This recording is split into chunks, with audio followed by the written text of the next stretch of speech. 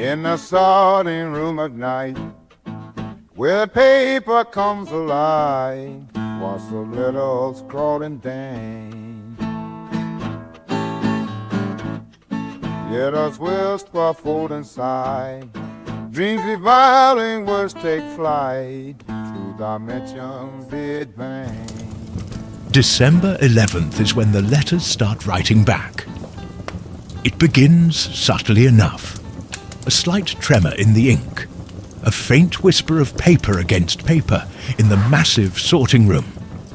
But by midnight, the millions of children's letters we've collected begin their metamorphosis. The words migrate across pages like ants rebuilding a disturbed colony. Sentences reshape themselves. Desires evolve. Little Emma Watson's simple request for a teddy bear has sprawled into 17 pages of increasingly specific requirements, including fur harvested from dreams and stuffing made from cloud whispers. The letter keeps writing itself, the handwriting growing more adult with each line, as if aging alongside some alternate Emma who never stopped believing. The elves have learned to wear earplugs on the 11th.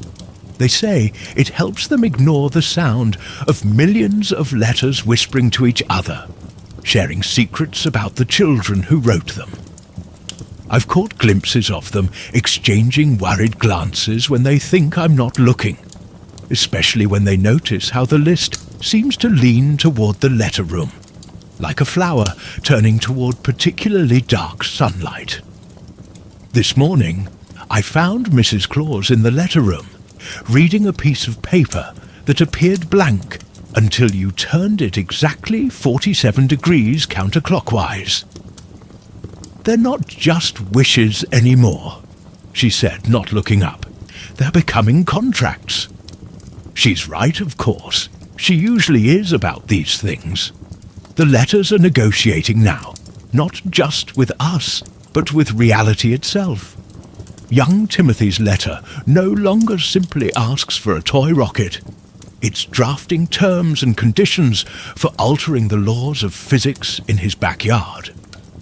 Sarah Chen's Christmas list has developed recursive clauses that fold back through time, trying to ensure she already received last year's gifts retroactively.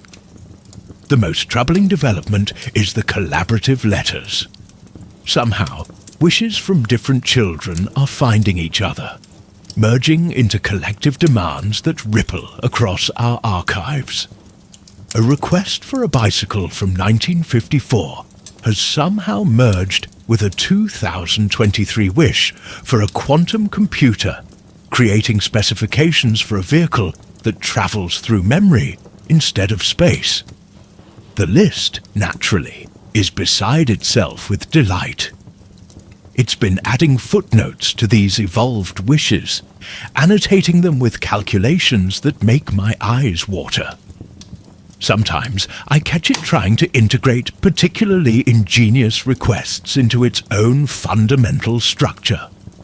Just yesterday, I had to prevent it from adopting a metaphysical clause from young Marcus Williams's letter that would have redefined the entire concept of naughty across 11 dimensions. The elves have developed a system for handling the more aggressive letters. They wear gloves blessed with hot chocolate and carry candy canes carved into precise geometric shapes. The peppermint seems to soothe the more agitated papers, though we did lose 3 mail sorters last year when they tried to read a letter that had learned to fold itself into a Klein bottle. I've had to establish new protocols for the 11th. All letters must be stored in boxes lined with gingerbread. The spices help dampen their evolutionary impulses. Any letter showing signs of developing sentience must be read under the light of the aurora borealis, which seems to gentle their more radical transformations. And under no circumstances should anyone attempt to respond to a letter that's learned to write in colours that don't exist in our visible spectrum.